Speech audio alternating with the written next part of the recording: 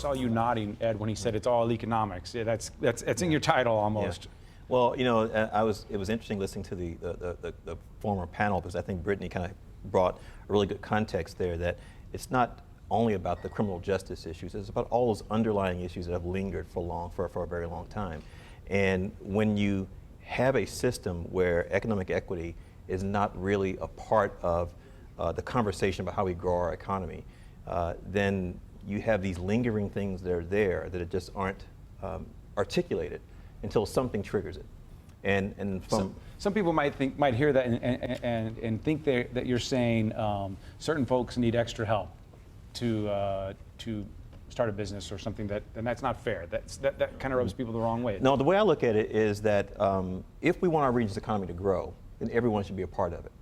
And when you look at the demographics of our nation, and as well as of our region and other states, we are becoming increasingly more a minority-majority country. St. Louis kind of lags in some other regions, but my perspective is that we've been focusing so much a lot of times on trying to cut up an existing pie. But if we realize that equity is a growth strategy, then we should be trying to grow the pie and grow opportunities for everybody else. And so it's just about finding ways to be more inclusive, to include lots of different other ideas and other people that just have not been included in the economy. I'm thinking back to a previous show on this topic. Reverend Starsky Wilson, who's on the Ferguson Commission, co-chairing it, he said on here, if we don't get this right, St. Louis will be known for the Arch and for Ferguson. The Arch might be in second place right now. What do you say to somebody who says it's time to move on? Well, I certainly would agree that we need to move to a new place. I don't think that we need to just be known as a place that's angry and not simply as a place that has a big icon on its riverfront. I mean, we need to be known for more than that. I think it's an opportunity for us to be known for more than that as we pursue ways to engage more diverse populations in our economic process. And I think we can do that. And I think we need to look at it not as simply something that is a good thing just because it would help somebody else, but that it's actually good for the companies that do it, to have diverse perspectives, enables them to reach diverse populations with their products and services, and gives them a broader perspective in the decisions that they make. And actually, I think that companies that pursue diversity and inclusion, so including diverse populations, are actually benefited themselves. And I think there are studies that show that they are benefited. You have better retention rates for employees as you engage people and connect more people. You have the opportunity to gain newer and broader perspectives as people are included.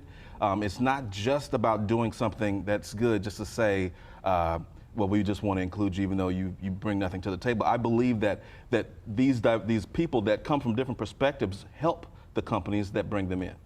Okay, kind of sticking with the economics here, let's talk about the malls again for a second. For some folks that was a brief civil disobedience, it was a momentary interruption to bring something to other people's minds. I saw some folks really kind of scared when they saw folks come into the mall and start chanting. What did you think when you saw the mall shut down?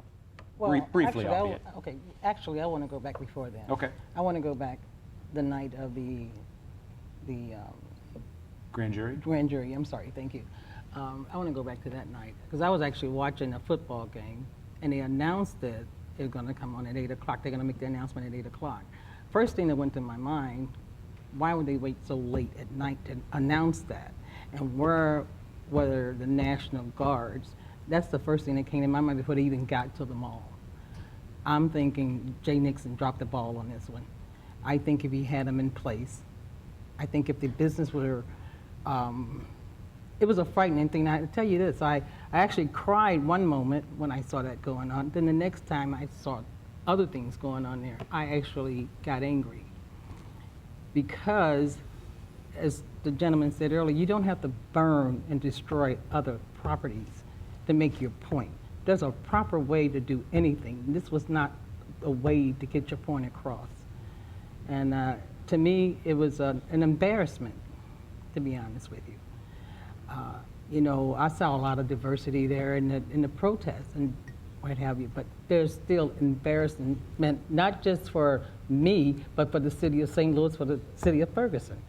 And as far as the companies coming together, let me just say this. And that's the bottom line, the basics. I really believe we're talking about big businesses, small businesses, but a lot of this comes from home training, bringing up your children, taking responsibility, making them accountable, making the parents accountable. We have to start from basics. It takes a village.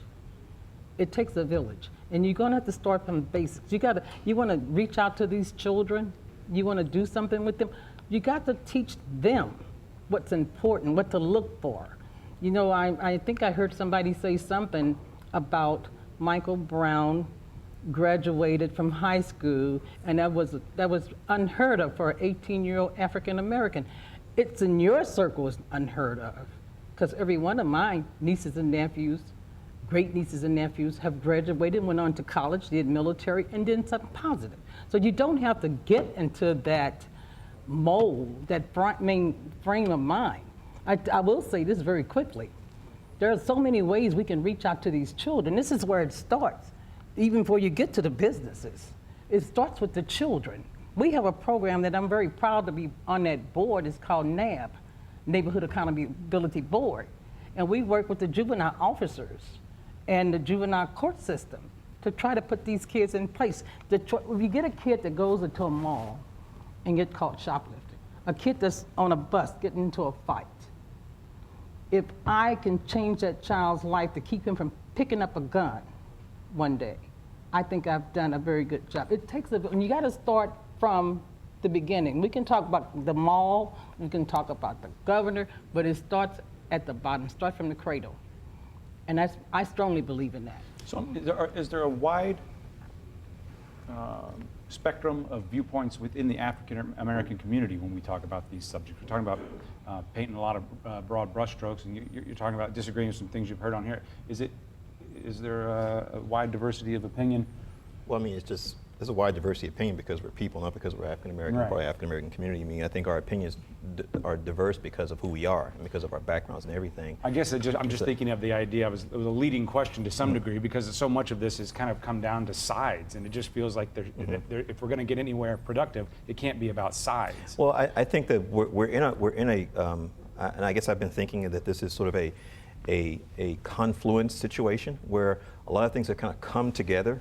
You know, that and it took these certain situations, whether it was the shooting of Mike Brown or the shooting of or the killing of Eric Garner, that and the grand jury decisions have basically kind of pulled the top off of some things that have just been there for a while, and certain parts of the community have felt that they've been unheard and unlistened to, and now we have we have your attention. You know, it's time to talk. Let's have this conversation now.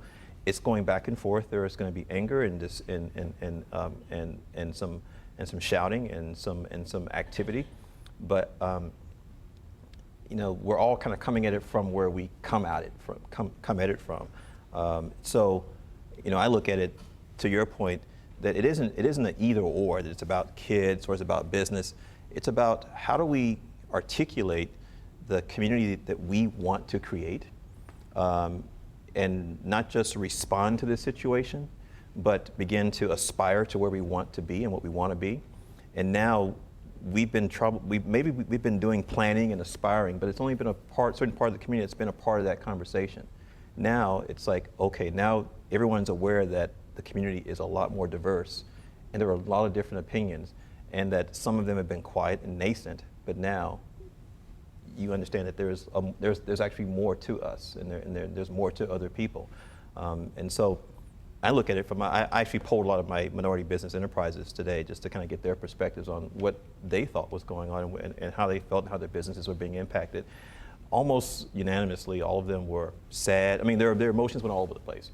They were sad, they were angry, they were kind of reminiscing back to 1992 to 1969 or whatever, you know, depending on their age. But there was sort of this unanimous kind of here we go again, or here we are again, but maybe now they'll hear us. So we've had challenges that we could consider opportunities before. Exactly. She just mentioned the anniversary of Rosa Parks. Mm-hmm. Have we not made any progress? Have we not? I don't know. I think we've made some progress. Quite Sure, sure we have. sure, Sure we have made sure. some progress. And again, I'm going to stay back on this because I really believe you said communities. We do, and like I said, it does take a village. But when you start off on this, as far as I'm concerned, you said communities. Communities mean business, means family, mean a whole group of, like I said, it takes a village. And if you have the businesses that you have, and you have those people, those families together, it speaks volume, really. When you think about the children, we all trying to reach out and help. It starts from. I still think it starts at home. You have to hold parents accountable. And I'll tell you something, and I'm an old woman here, and I tell you what. And, We reserve the right to disagree. But I'm up in age. However, I see things a lot different than maybe this young man might see things. Yeah, you are a young man. But I see things a lot different than he might see things. Because when I came up, we went to school. When I came up, we respected authority figures. We respected the police. We respected the school teachers.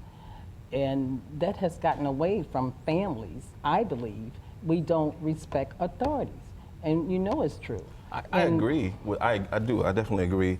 One thing I would, maybe it's a nuanced difference, but when we say it takes a village, and what are we saying? We're saying it takes a city to raise our children? No, it takes everybody in the community. The point I want to make, though, is that when we say it takes a village, I think, when we look at our city and the various hamlets and whatnot that comprise the area, that we do have.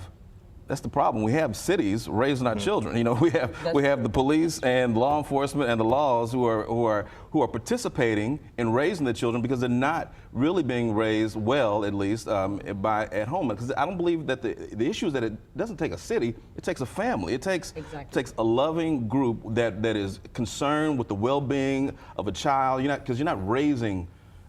A farmer doesn't raise corn seed. A farmer raises grown corn that can grow. And I think we spend too much time trying to coddle and not enough time actually trying to develop healthy, well-balanced, self-sustaining people that can contribute to society. And I agree with. So I know that's what you mean, but when we say it takes a village, I just. Well, what I mean by that, let me just. That's okay. That's okay. But what I'm saying is, when I say it takes a village, it goes all the different directions. I don't mean I just mean it takes. When I say maybe then you've heard that term before. I'm sure you have. And I'm but familiar. what I'm saying is, it does take a lot of different things to get going, to people to come together, and like I said, it's going to start with, as you said, a brick house is a brick house, but you can turn that into a home with family and nurturing and what have you.